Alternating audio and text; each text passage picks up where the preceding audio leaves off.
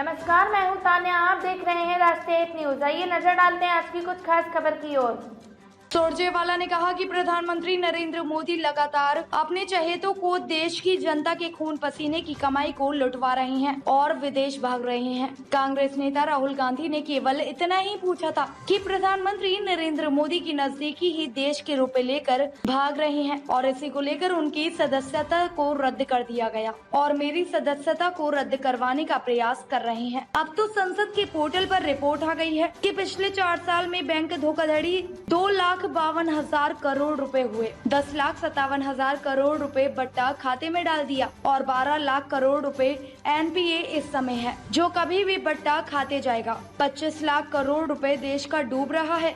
अगर राहुल गांधी बैंक का पैसा चोरी करने वालों पर आवाज उठाते हैं तो यह उनका धर्म व कर्तव्य है और आगे भी जारी रहेगा। आज पंडित रघुवीर भारद्वाज जी द्वारा जींद के पिछड़ेपन और अनदेखी के खिलाफ ओंकार दिवस का आयोजन किया गया और कांग्रेस पार्टी के कार्यालय का भी शुरुआत करने की पहल इन्होंने की। मैं इसके लिए रघुवीर भारद्वाज जी को, सभी कांग्रेस के साथियों को शुभकामनाएं देता हूँ। सच्चाई ये है कि भाजपा जजपा ने जींद के साथ विश्वासघात भी किया है, छल और कपट भी किया है और जींद के लोगों के विश्वास की पीठ में और छाती पर दोनों तरफ, एक तरफ भाजपा ने और एक तरफ जजपा ने 2 खंजर घोंपे। आज हम सब ने मिलकर एक ही संकल्प लिया कि अगली कांग्रेस की सरकार की गठन में जैसे जींद की हमेशा अग्रणी भूमिका रही है, एक बार फिर जींद, कैथल, हिसार, इस सारे इलाके के अंदर मिलकर कांग्रेस का परचम लहराएंगे। विश्वासघात की अनेकों घटनाएं हैं जिनकी मैंने चर्चा की, आप सबने सुनी, मैं उन्हें दोबारा नहीं दोहराऊंगा, आपका समय नहीं नष्ट करूंगा। और हमारा केवल एक संकल्प है, अर्जुन की तरह मछली की आंख पर निशाना है और वो ये है कि हम अपना सारा जीवन, मैं, रघुवीर भारद्वाज जी, हम सब अब जींद के पिछड़ेपन और अनदेखी, इन दोनों को खत्म करने के लिए संघर्ष का लोहा लेंगे। उसके लिए हमें कोई भी कीमत क्यों ना अदा करनी पड़े। कोई सवाल आपकी जीत का जो श्रेय है, ट्रॉफी श्रेय आपको भी दिया जाता है। जो कर्नाटक में जीत का फार्मूला आप लोगों ने अपनाया, वही फार्मूला क्या हरियाणा और जींद में रहेगा? और जींद खासकर अगर हम 2005 की बात करें, उसके बाद से जींद लगातार कांग्रेस 0 पे है, उसको उठाने के लिए आपके मन में किस तरह की योजना?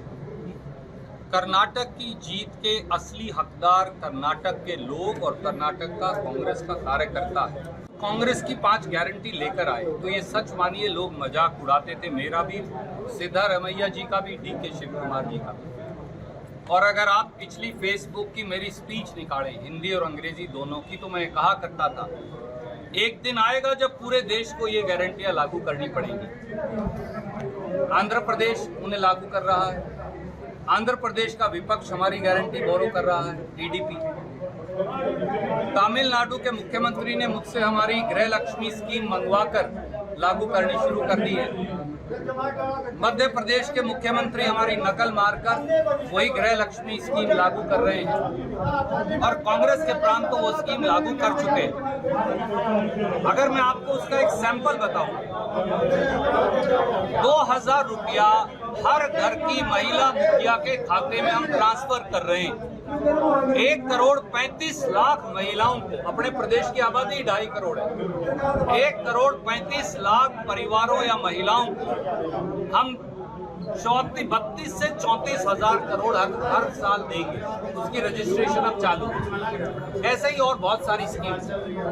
उनमें से जो सबसे बेहतरीन होगा, हमारी सरकार का बजट देखकर क्या हम उसे फाइनेंशियली दे पाएंगे। वहाँ बजट 3.5 लाख करोड़ है, हमारे पास उतना बजट नहीं है।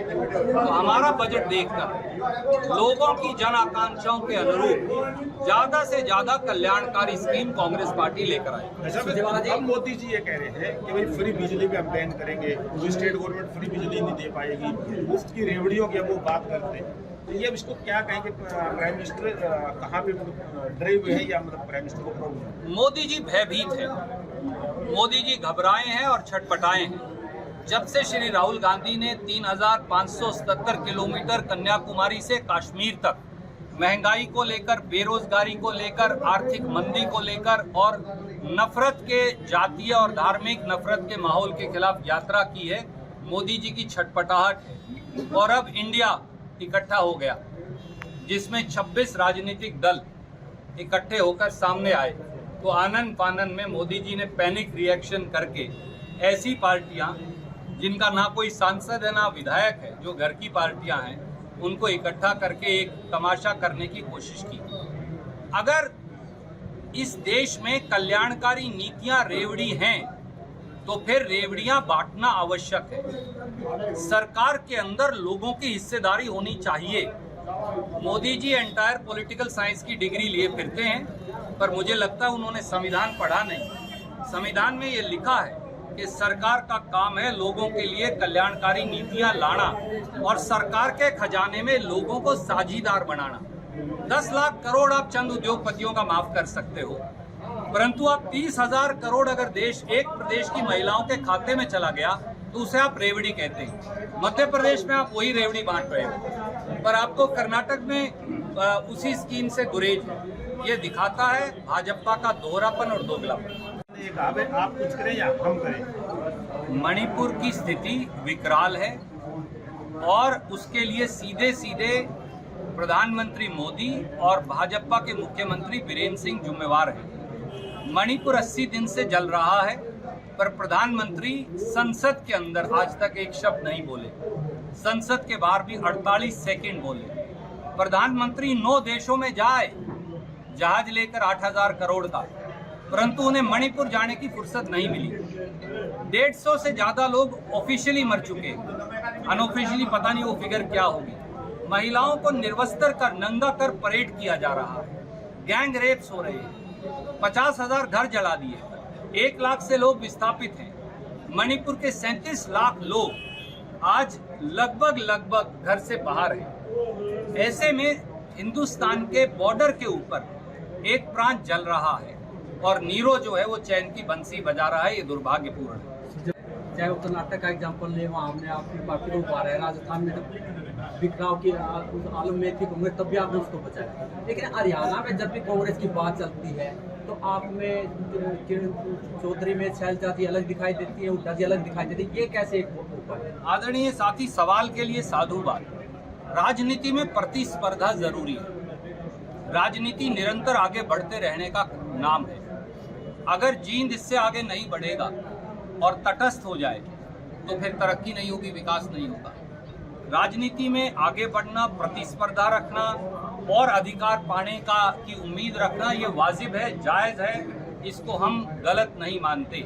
पर आप देख लीजिए, जब वो 2005 की बात थी, वो 2009 की बात थी, वो उससे पहले 1991 की बात थी, 3 बार हमने सरकारें बनाई। तीनों बार कांग्रेस के सब नेता, सरकार जब बनने की बारी आई, लोगों के कल्याणकारी नीतियां बनाने की बारी आई, तो हम एक मंच पर जाकर खड़े हो गए। ठीक है, राजनीति में प्रतिस्पर्धा रहेगी। मुझे ये लगता है कि जींद में पिछड़ापन है और उस पिछड़ेपन को दूर करने के लिए मुझे मेरे साथियों को संघर्ष करने की ज़रूरत है।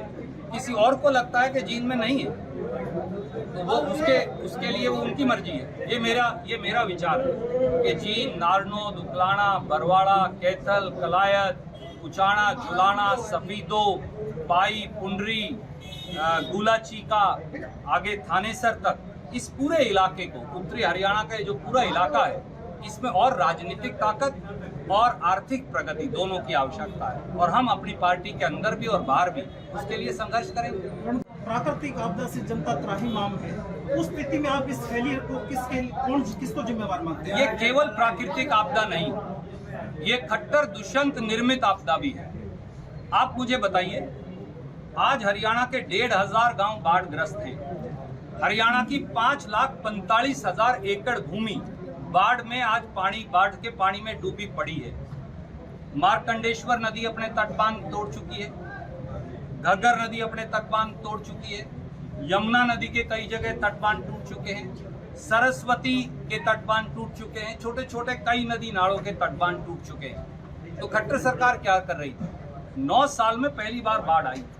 पिछली बार जब जुलाना में पानी आया तो ये केवल नारे लगाते रहे, आज तक एक फुटी कोड़ी जुलाना के लोगों को मुआवजा नहीं मिला। यही स्थिति आज बाकी हरियाणा की है। यमुनानगर, अंबाड़ा, कुरुक्षेत्र, करनाल, पानीपत, कैथल, फतेहाबाद, सरसा और ये टोहाना तक पानी आ गया है। और रतिया शहर पूरा इस समय डूबा पड़ा है। फतेहाबाद शहर के अंदर पानी घुस गया है। जाखल पूरा शहर डूबा पड़ा है। मैं तो कल जाकर आया था, परंतु खट्टर साहब केवल हेलीकॉप्टर से जाते, दुष्यंत चौटाला हेलीकॉप्टर से जाते। सत्ता की मलाई खाने से फुर्सत मिले तो लोगों के लिए काम करेंगे। इनका हिसाब होगा। इनका अहंकार ये समझता है कि हिसाब नहीं होगा, हिसाब लिया जाएगा। रणदीप जी, एक सवाल।